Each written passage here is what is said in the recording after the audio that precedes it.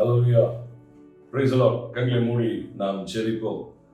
கிருபையும் இரக்கமுள்ள தேவனே, ஸ்தோத்திரம் கர்த்தாவே. இந்த நாளை நீர் ஆசீர்வதித்ததற்காக கோடாகோடி ஸ்தோத்திரம்.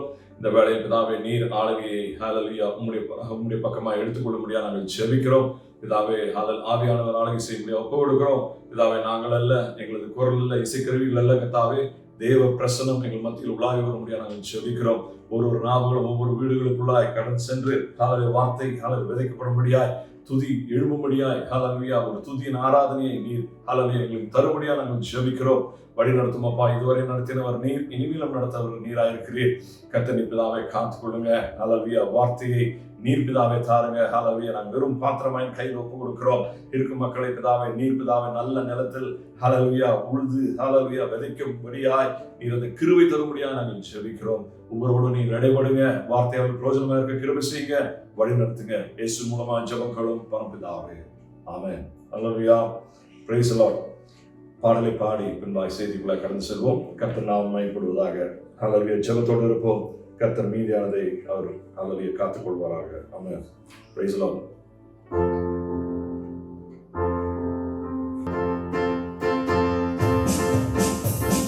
சேனைகளின் தேவன் நம்மோடு இருக்கின்றார். நல்லவர், அவர் வல்லவர், அடைக்கலமானவர்.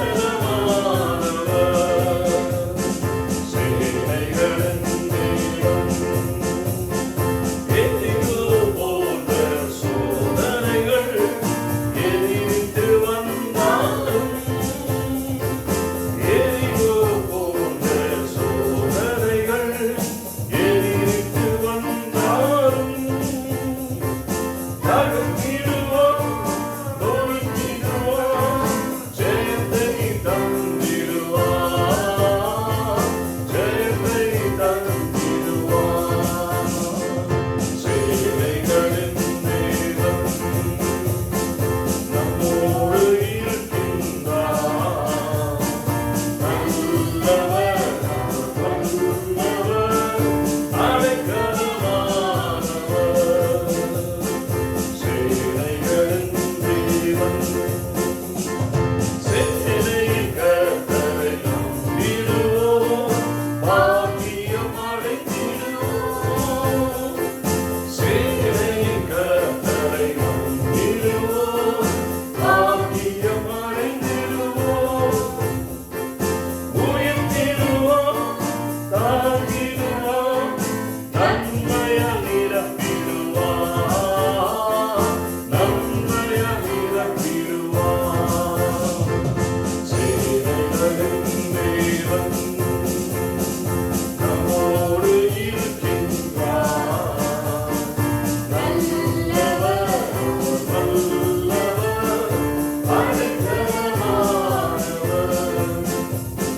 சேனைகளின் தேவன் ஆவியின் வரங்களை தந்திடுவார், ஆவியை பொழிந்திடுவார். ஆவியின் வரங்களை தந்திடுவார், ஆவியை பொழிந்திடுவார். எழுந்திடுவார், எழுந்திடுவார், சீயோனில் சேர்ந்திடுவார், சீயோனில் சேர்ந்திடுவார். சேனைகளின் தேவன் நம்மோடு இருக்கின்றார். நல்லவர், வல்லவர், அடைக்கலமானவர். சேனைகளின் தேவன். ஹல்லேலூயா. Praise the lord. கர்த்தர் மீதியானதை செய்தியை பொறுப்பெடுத்துக் கொள்வார் என்று ஹல்லேலூயா ஒப்பு கொடுப்போம். கர்த்தர் மீதியானதை அவர் பொறுப்பெடுத்து நம்மை நடத்துவாராக. ஹல்லேலூயா. Praise the lord. இன்றைக்கு போன வாரம் நாம் ஹல்லேலூயா பேசின ஹல்லேலூயா அந்த செய்தியில் தொடர்புதான் நாம் பார்க்கிறோம்.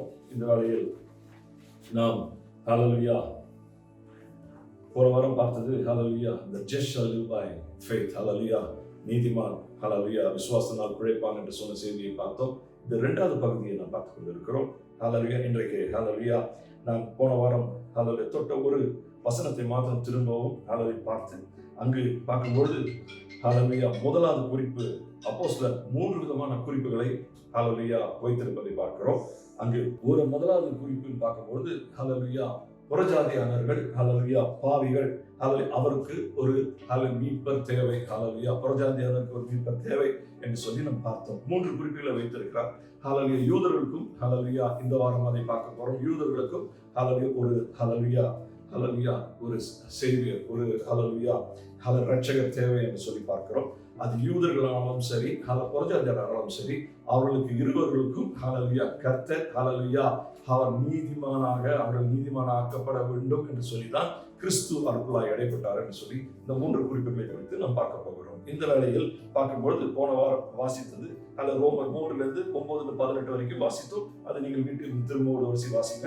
அடுத்தது பார்க்கும்பொழுது எபேசியர் 2:12 ஹல்லேலூயா வாசிங்க. 2:12 வாசிக்கும் பொழுது ஹல்லேலூயா அக்காலத்திலே கிறிஸ்துவை சேராதவர்களும் இஸ்ரவேலுடைய காணியாட்சிக்கு புறம்பானவர்களும் வாக்குத்தத்தத்தின் உடன்படிக்கைகளுக்கு அந்நியரும் நம்பிக்கை இல்லாதவர்களும் இவ்வுலகத்தில் தேவனற்றவர்களாய் இருந்தீர்கள் என்று நினைத்துக் கொள்ளுங்கள். தேவன் அற்றவர்களாக இருந்தீர்கள் என்று நினைத்துக் கொள்ளுங்கள். என்று சொன்னா கிறிஸ்து இல்லை, ஹல்லேலூயா நம்பிக்கை இல்லை, ஹல்லேலூயா ரட்சகர் ஹல்லேலூயா அவர்கள் ஏற்றுக்கொள்ளவில்லை. அதனால் அவர்கள் உலகத்தில் இருந்தார்கள், அந்நியராய் இருந்தார்கள், புறஜாதியார் இருந்தார்கள். அவர்கள் ரட்சிப்பு என்ற ஒரு பாத்திரம் கைமாறவில்லை என்று சொல்லி போன வாரம் ஹல்லேலூயா குறிப்பை பார்த்தோம். இன்றைக்கு ஹல்லேலூயா யூதர்களுக்கும் ஹல்லேலூயா இந்த ரட்சிப்பு இல்லாமல் அவர்கள் இருக்கிறார்கள் சொல்லி அவர்களும் தள்ளப்பட்டவர்களாய் இருந்தார்கள், கர்த்தரை அறியாதவர்களாக இருந்தார்கள், ஹல்லேலூயா கர்த்தரை ஏற்றுக்கொள்ளாதவர்களாக இருந்தார்கள் என்று சொல்லி பார்க்கிறோம். ரோமர் 3 9 10 11 வாசிப்போம். அவர்களை பார்க்கலும் நாங்கள் விசேஷித்தவர்களா? எவ்வளவேனும் விசேஷித்தவர்கள் அல்ல. யூதர் கிரேக்கர் யாவரும் பாவத்திற்குட்பட்டவர்கள் என்பதை முன்பு திருஷ்டாந்தப்படுத்தினோமே. அந்தபடியே நீதிமான் ஒருவனாகிலும் இல்லை.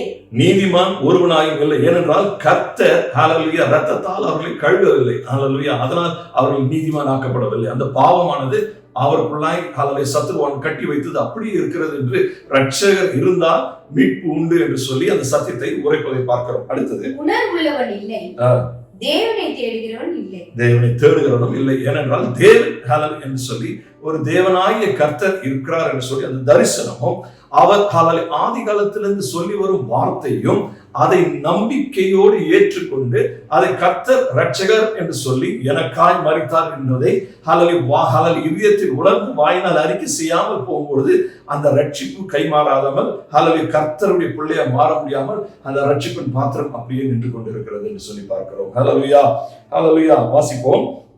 ரோமர் 3:19 வாசிப்போம். மேலும் வாய்கள் யாவும் அடைக்கப்படும்படிக்கு உலகத்தார் யாவரும் தேவனுடைய ஆக்கினை தீர்ப்புக்கு ஏதுவானவர்களாகும் படிக்கும் நியாயப்பிரமாணம் சொல்லுகிறதெல்லாம் நியாயப்பிரமாணத்துக்கு உட்பட்டிருக்கிறவர்களுக்கே சொல்லுகிறது என்று அறிந்திருக்கிறோம். ஹல்லேலூயா நியாயப்பிரமாணம் உட்பட்டவர்களுக்கு. ஹல்லேலூயா. Now that we know that all things so law saith, it saith to them that who are under the law, that every mouth may be dropped and all the world may become guilty before God. Hallelujah. கர்த்தர் சொன்ன வார்த்தைக்கு அவர் உடன்படாமல் இருக்கும் பொழுது அவர் நீதி அற்றவர்களாய் இருக்கிறார்கள். நீதிமான் அல்ல என்று ஹல்லேலூயா பார்க்கிறோம். ஹல்லேலூயா. இது ஹல்லேலூயா யூதர்களும் ஹல்லேலூயா அவர்கள் வார்த்தை என்று சொல்லி இருக்கும் பழைய ஏற்பாட்டை நம்பி இருக்கிறவர்கள் ஹல்லேலூயா பார்க்கும்பொழுது அவர்கள் ஹல்லேலூயா என்ன செய்யவில்லை?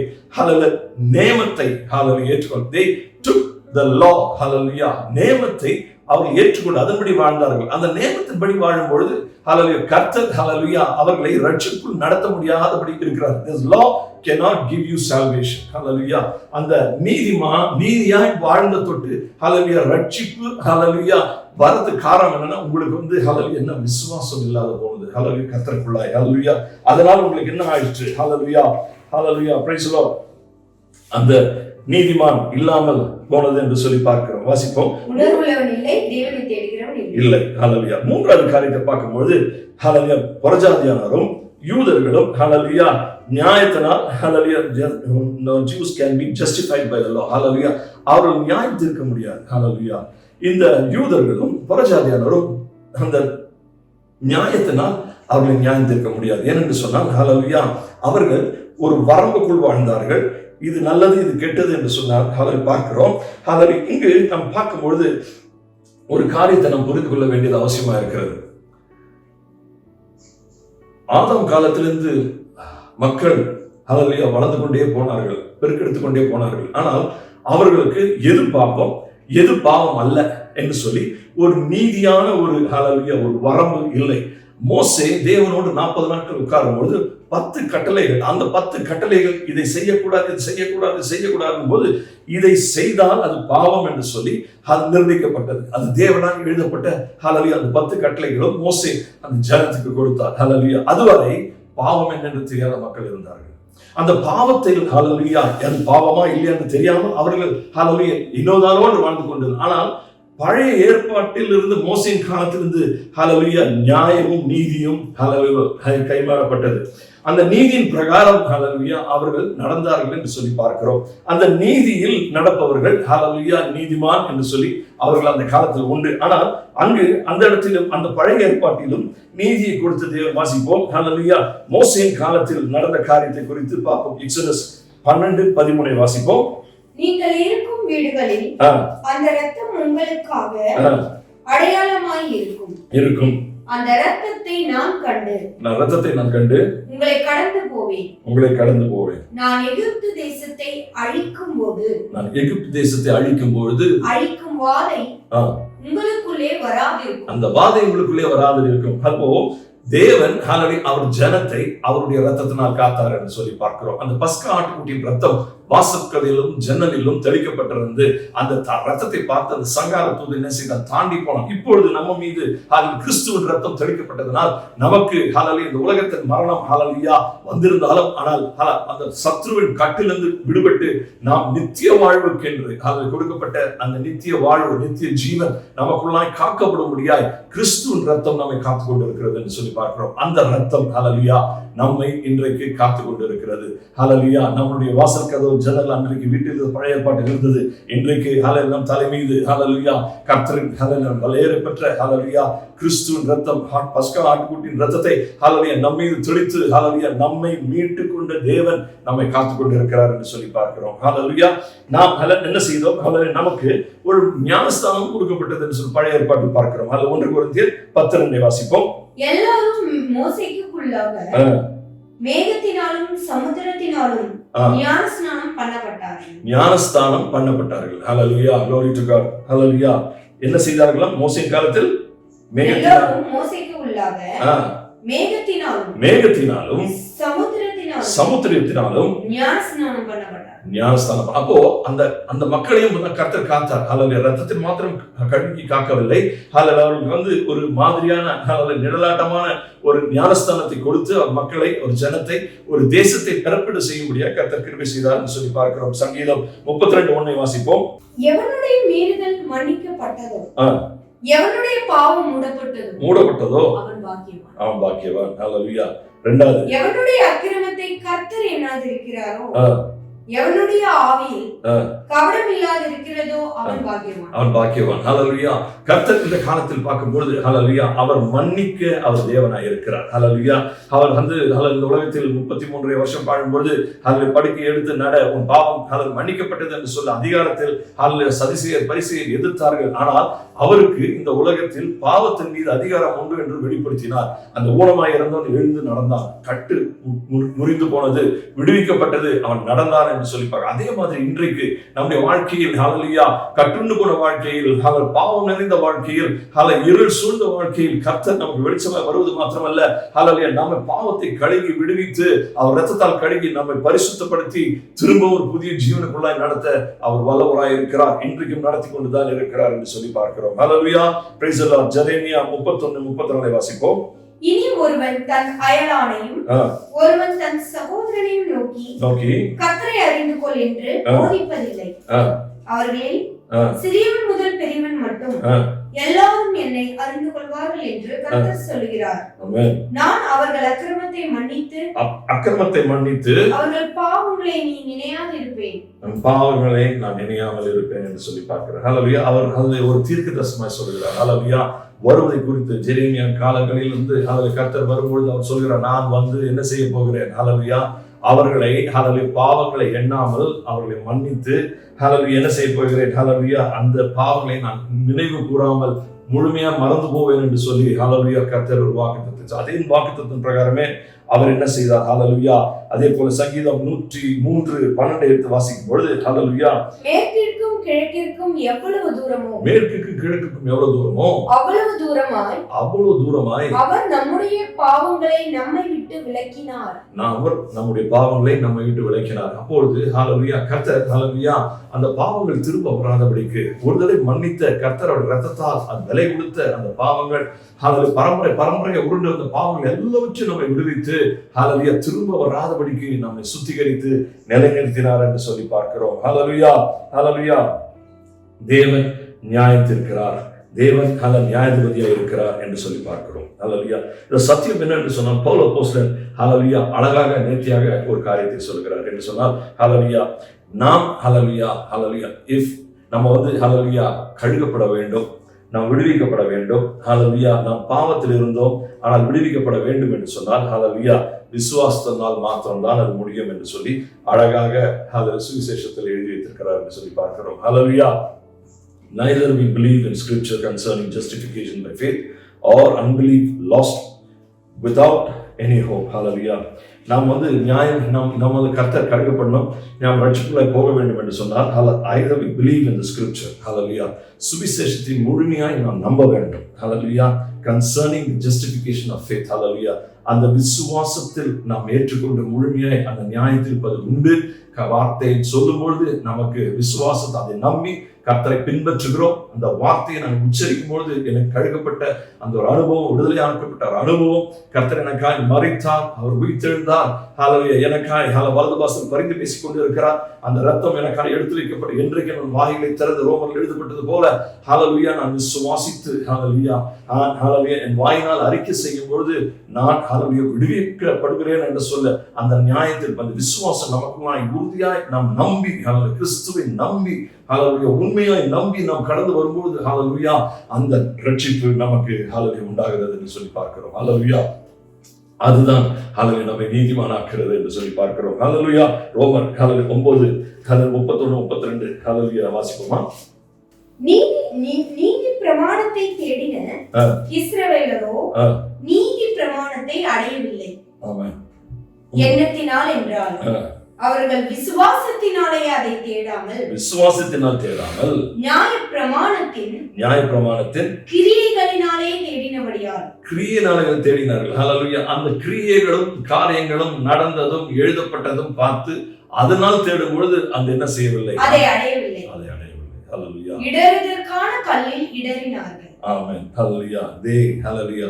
ஏனென்றால் இயேசு கிறிஸ்து மூளைக்கல்லானவர் வந்த பொழுது ஹல்லேலூயா அவர்கள் என்ன செய்தார்கள்? ஹல்லேலூயா அவர் அல்ல மேசியா என்று சொல்லி இடறி போனார்கள். கர்த்தரை இரட்சகராய் ஏற்றுக்கொள்ளாமல் உதறி தள்ளினார்கள். ஹல்லேலூயா. நானே மேசியா என்று சொன்னேன் வந்த தேவனை ஹல்லேலூயா அவர் மரித்து உயிர்த்தெழுந்து அவர் மத்தியில் ஹல்லேலூயா 40 நாட்கள் நடந்து போன பொழுது கூட அவரை ஏற்றுக்கொள்ளவில்லை. ஆனால் மேலறையிலிருந்து ஹல்லேலூயா அந்த அபிஷேகம் இறங்கின போது ஒரு கூட்டம் மக்கள் ஹல்லேலூயா 3000 மக்கள் ஹல்லேலூயா கர்த்தரை இரட்சகராய் ஏற்றுக்கொண்டார்கள். ஹல்லேலூயா. ஆனால் இன்றும் இஸ்ரேல் மக்கள் ஹல்லேலூயா முழுமையாய் கர்த்தரை இரட்சகராய் கிறிஸ்துவை இரட்சகராய் ஏற்றுக்கொள்ளவில்லை. ஹல்லேலூயா. இதுதான் சுவிசேஷத்தின் ஹல்லேலூயா அது தடுக்கி விழும் கல். சத்ருவானவன் அவர்கள் கண்களையும் காதுகளையும் மூடி வைத்திருக்கிறான். காதுகளை அடைத்து வைத்திருக்கிறான், கண்களை மூடி வைத்திருக்கிறான். இந்த சத்தியம் போகாதபடிக்கு ஹல்லேலூயா அவன் மறைத்து வைத்திருக்கிறான். அந்த கர்த்தருடைய பிள்ளைகள் புறஜாதியானவர்கள் இதை கண்டார்கள், முழுமையாக விசுவாசித்தார், கண் மூடித்தனமாய் நம்பினார்கள், அவரே மேசியா என்று ஒத்துக்கொண்டார்கள், அற்புதத்தை கண்டார்கள். ஹல்லேலூயா. இடறுதற்கான கல்லையும் தவறுதற்கான கண்மலையையும் சீயோனில் வைக்கிறேன். அவரிடத்தில் விசுவாசமாய் இருப்பவன் எவனோ அவன் வெட்கப்படுவதில்லை என்று எழுதியிருக்கிறபடி ஆயிற்று. ஹalleluya praise the lord. பாருங்க பவுல் அப்போஸ்தலன் எப்படி அழகா வந்து ஹalleluya அந்த நியாயம் நீதியை குறித்து பார்க்கும்போது அது ஒரு மனுஷனை பரிசுத்தப்படுத்தாது. ஹalleluya.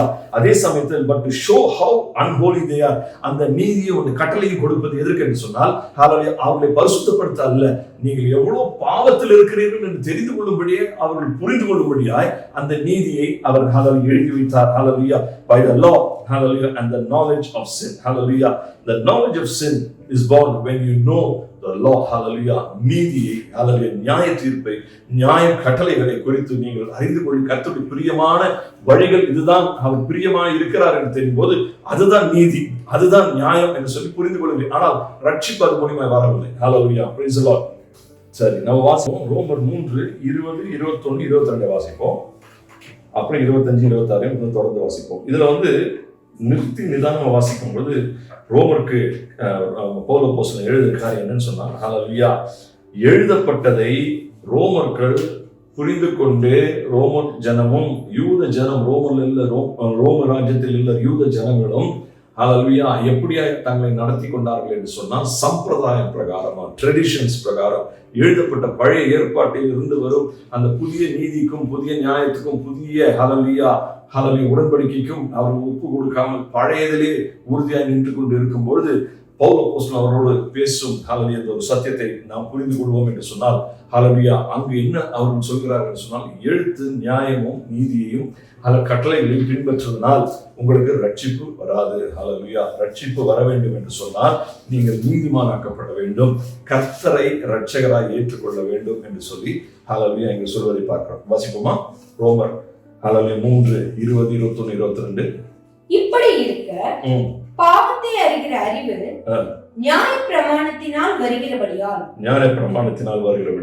எந்த மனுஷனும் நியாய பிரமாணத்தின் கிரியைகளினாலே தேவனுக்கு முன்பாக நீதிமானாக்கப்படுவதில்லை. ஹalleluya. இப்படி இருக்க நியாய பிரமாணம் இல்லாமல் தேவ நீதி வெளியாக்கப்பட்டிருக்கிறது. அதை குறித்து நியாய பிரமாணமும் தீர்க்க தரிசனங்களும் சாட்சியிடுகிறது. அது இயேசு கிறிஸ்துவை பற்றும் விசுவாசத்தினாலே பலிக்கும் தேவ நீதியே. ஹalleluya இயேசு கிறிஸ்துவை பற்றும் விசுவாசத்தினாலே பலிக்கும் தேவ நீதி. ஹalleluya ஹalleluya. ஓகே, விசுவாசிக்கிற எவர்களுக்குள்ளும் எவர்கள் மேலும் அது பலிக்கும். விசுவாசிக்கிற யார் மீதும் அது பலிக்கும், அது வித்தியாசமே இல்லை, அது வியாபரிக்கும்.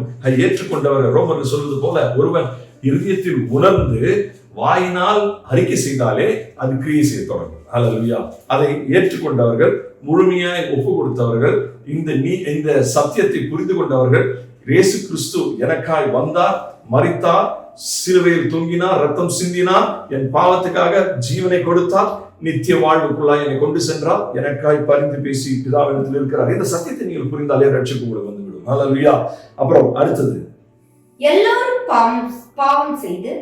பாவம் செய்து தேவ மகிமை அற்றவர்களாகி இலவசமாய் அவருடைய கிருபையினாலே கிறிஸ்து இயேசுவில் உள்ள மீட்பை கொண்டு நீதிமான்களாக்கப்படுகிறார்கள். கிறிஸ்து ஹalleluya ஹalleluya அந்த மீட்பை கொண்டு நீதிமானாக்கப்படுகிறார்கள். ஹalleluya இப்ப நான் நீதிமானாக்கப்பட்டேன். ஏன் என்று சொன்னால் கர்த்தர் எனக்காய் மரித்தார், உயிர்த்தெழுந்தார், ஹalleluya எனக்காய் ரத்தம் சிந்தினார், என் பாவங்களுக்காய் அடிக்கப்பட்டார்.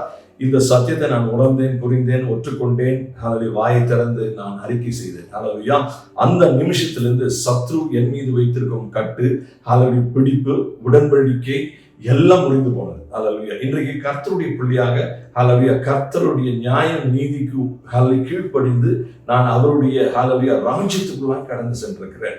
அவருடைய பிள்ளையாக மாறி இருக்கிறேன். இந்த சத்தியம் ஹalleluya உணர்ந்தவர்கள் ஹalleluya கர்த்தருடைய ராஜ்யத்துக்குள்ளாய் கடந்து வர முடியும். ஹalleluya என்றைக்கு ஒருவன் கீழ்ப்படுகிறானோ, என்றைக்கு ஒருவன் ஏற்றுக்கொள்கிறானோ, என்றைக்கு ஒருவன் அறிக்கை செய்கிறானோ கர்த்தருடைய பிள்ளையாக மாற்றப்படுகிறான் என்று சொல்லி அந்த சத்தியத்தை நாம் இங்கு பார்க்கிறோம். ஹalleluya வாசிங்க.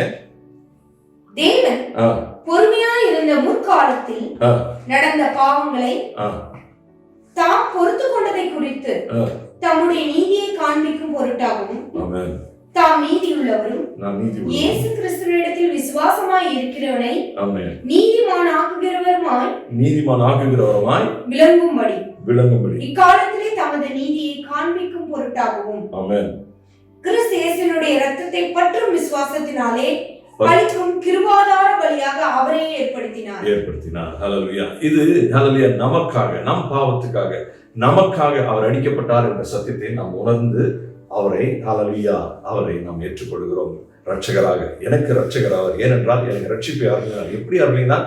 ஹல்லேலூயா. என்னுடைய பாவத்தை அவர் ஏற்றுக்கொண்டு அவர் சிலுவையில் அடிக்கப்பட்டார்.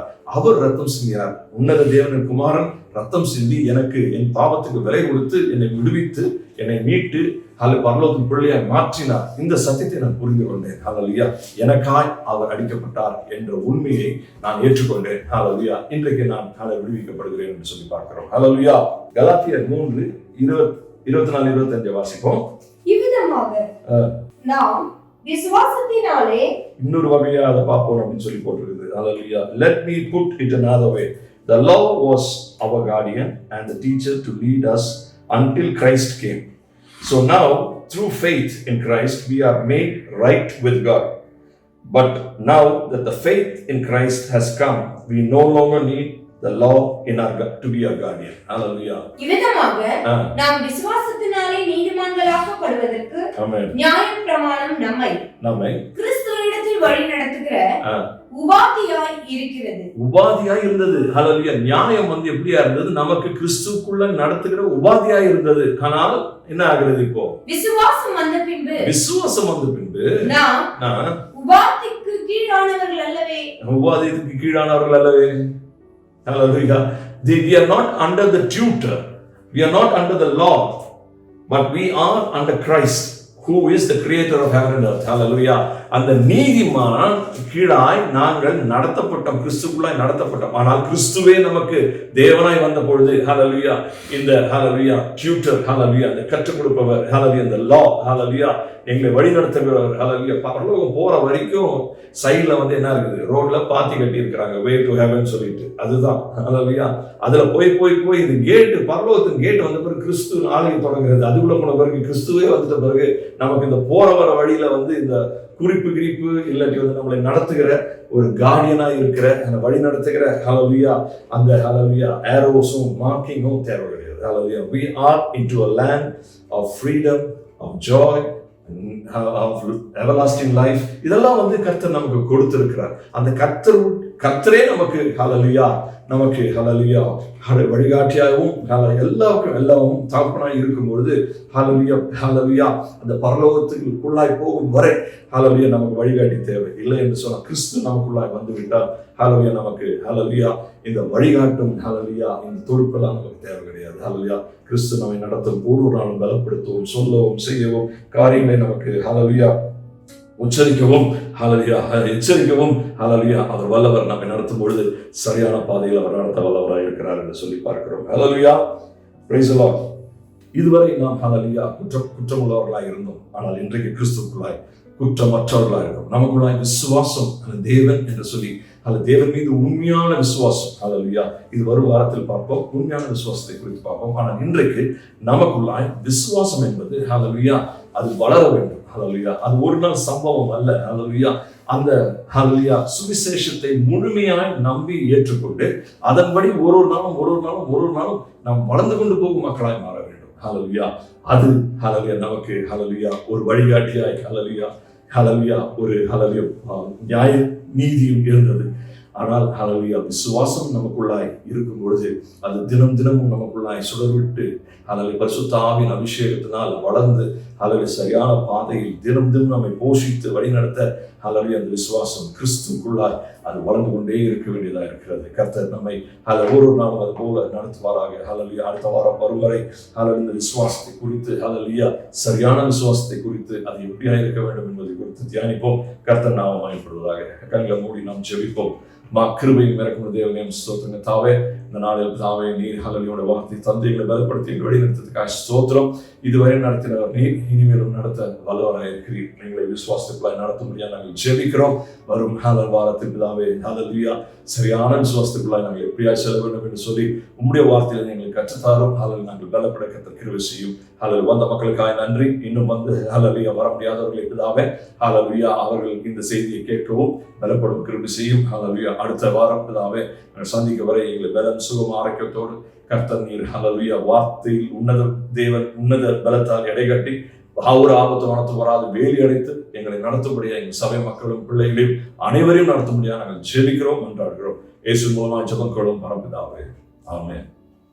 என் ஆத்மாவே கர்த்தரை ஸ்தோத்ரி, என் முழுமை பரிசுநாமத்தை ஸ்தோத்ரி. என் ஆத்மாவே கர்த்தரை ஸ்தோத்ரி, அவர் செய்த சகல உபகாரங்களை மறவாதே. ஆமென். நம் கர்த்தராகிய இயேசு கிறிஸ்துவின் கிருபையும் பிதாவின் சிநேகமும் பரிசுத்தாவின் ஐக்கியமும் நம் அனைவரோடும் இன்றைக்கும் என்றைக்கும் இருப்பதாக.